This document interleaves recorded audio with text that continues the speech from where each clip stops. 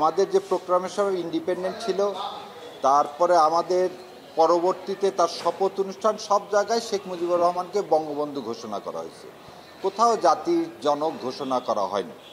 এবং 1973 সালে ঢাকা ইউনিভার্সিটিতে ছাত্র ইউনিয়নের যে সর্বদলীয় সভা, সেখানে মোজাহিদুল ইসলাম সেলিমেরা এই বঙ্গবন্ধু উপাধিটাও কী করে নিয়েছেন, তুলে নিয়েছেন। সো তাকে যে আপনি জাতির পিতা হঠাৎ করে বানালেন কিসের ভিত্তিতে? সে হতে পারে আওয়ামী লীগের কাছে জাতির পিতা হতে পারে, আওয়ামী লীগের কাছে দেশের মানে বঙ্গবন্ধু হতে পারে, কিন্তু সেটা আপামর জনসাধারণের না। এবং এই জন্যেই এই যে ফ্রড, মানুষের সাথে প্রতারণা, এই প্রতারণার জন্যে এই আইনটা বাতিল হওয়া উচিত। কিন্তু এই আইনের সব কিছু আমি বাতিল চেয়েও দুইটা জিনিস বাতিল চাইনি। একটা হচ্ছে এই আইনের প্রথমেই বিসমিল্লাহির রহমানির রাহিম আছে, তো আমি কোর্টকে বলেছি বিসমিল্লাহির রহমানির রাহিমটা এক্সপান্স করে বাকিটা বাদ হবে। আর একটা হচ্ছে এই আইনের পঞ্চদশ সংশোধনীর পরে আমাদের ষষ্ঠ সংশোধনীর মাধ্যমে সুপ্রিম জুডিশিয়াল কাউন্সিলকে বাতিল করা হয়েছিল। আপনাকেই বলছি, ইন্স্যুরেন্স করলে সিটিতে সুরক্ষা পাবেন নিশ্চিত। সেটা সুপ্রিম কোর্ট যেহেতু রিস্টোর করছে, এখন এই পঞ্চদশ সংশোধনীতে যদি সুপ্রিম জুডিশিয়াল কাউন্সিল বাতিল করা হয়, তাহলে একটা কনফ্লিক্ট দেখা দিবে। যেহেতু আদালতের রায়ে এই সুপ্রিম জুডিশিয়াল কাউন্সিল গঠন হয়েছে, সো বিসমিল্লাহ সুপ্রিম জুডিশিয়াল কাউন্সিল রেখে বাকিটাকে আমি মানে বাতিল করার জন্যে আমি আমার সাবমিশন রেখেছি।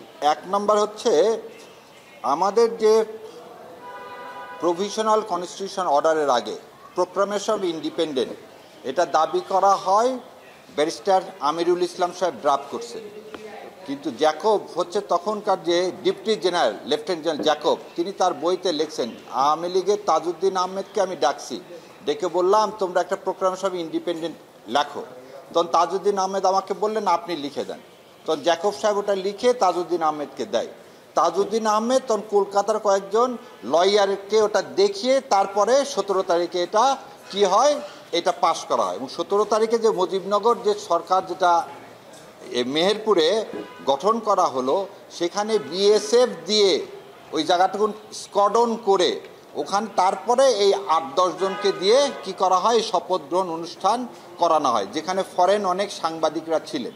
সো সংবিধানে যে কথাটা বলা হলো যে আমরা আমাদের প্রোক্লামেশন বাংলাদেশ আওয়ামী লীগ ড্রাফট করছেন, এটা মিথ্যা কথা, এটা ইন্ডিয়া করছে। দ্বিতীয় কথাটা বলছি যে স্বাধীনতার ঘোষণা সম্পর্কে, স্বাধীনতা ঘোষণা সম্পর্কে একে খন্দকারের বই আর রিমিন মানে তাজউদ্দিন সাহেবের মেয়ে, এই দুইটা বই থেকে দেখালাম যে তাজউদ্দিন সাহেব টেপ রেকর্ডার নিয়ে গেছে, হাতে লিখে নিয়ে গেছে যে আপনি খালি সই করেন, করে একটা মুক্তিযুদ্ধের ঘোষণা দেন। উনি বলছেন নাকে তেল দিয়ে ঘুমাও, আমি 27 তারিখে হরতাল ডাকছি। তারপরে যখন জোরাজোরি করছে তখন বলছে তোমরা কি আমাকে দেশদ্রোহী বানিয়ে ফাঁসির কাস্টে ঝুলাবা। এই সব ঘটনা ঘটতেছে 25 তারিখে। তাজউদ্দিন আহমেদ তাকে আরও জিজ্ঞাসা করে যে আপনার অবর্তমানে কে নেতৃত্ব দিবেন। শেখ মুজিবও সেটা বলে না, এবং তাজউদ্দিন আহমেদ খুব কষ্ট পায় যখন দেখে শেখ সাহেবের ওয়াইফ সুটকেসে সব কিছু গুছিয়ে দিচ্ছে। কারণ তাদের সাথে কথা হয়েছিল পুরান ঢাকায় একটা বাড়িও ভাড়া নেওয়া হয়েছিল, যেখানে শেখ সাহেব থাকবেন, এনাদের সবার সাথে থেকে যুদ্ধ পরিচালনা করবেন। সো এই যে 7ই মার্চের যে ভাষণ দিয়েছে, ভাষণ যদি কারোর কাছে রেকর্ড থাকে দেখবেন উনি জয় বাংলা জয় পাকিস্তান বলছিলেন। আমাদের কনস্টিটিউশনে জয় পাকিস্তান কথাটা নাই। সো এই যে মিথ্যাচার ইতিহাস নিয়ে এগুলো আমি সব ডকুমেন্ট দেখিয়ে কোর্টকে বললাম যে এই কনস্টিটিউশন মানে সংবিধানের মাধ্যমেও মানুষকে এই ইতিহাসকে এমন করে দেওয়া হচ্ছে যে এখানে আর কারো কোনো অবদান নাই। তাজউদ্দিন থেকে শুরু করে, শেরে বাংলা থেকে শুরু করে, সোহরাওয়ার্দী থেকে শুরু করে, মৌলানা ভাসানী থেকে শুরু করে, আতাউর রহমান থেকে শুরু করে কারো কোনো অবদান নাই। এক অবদান মুক্তিযুদ্ধ মানে শেখ মুজিব। সেখানে আমি ভালো করে বারবার বলছি শেখ মুজিবুর সাহেবের অবদান আছেন, কিন্তু সে অবদানটা কি সেটা ইতিহাস মূল্যায়ন করুক।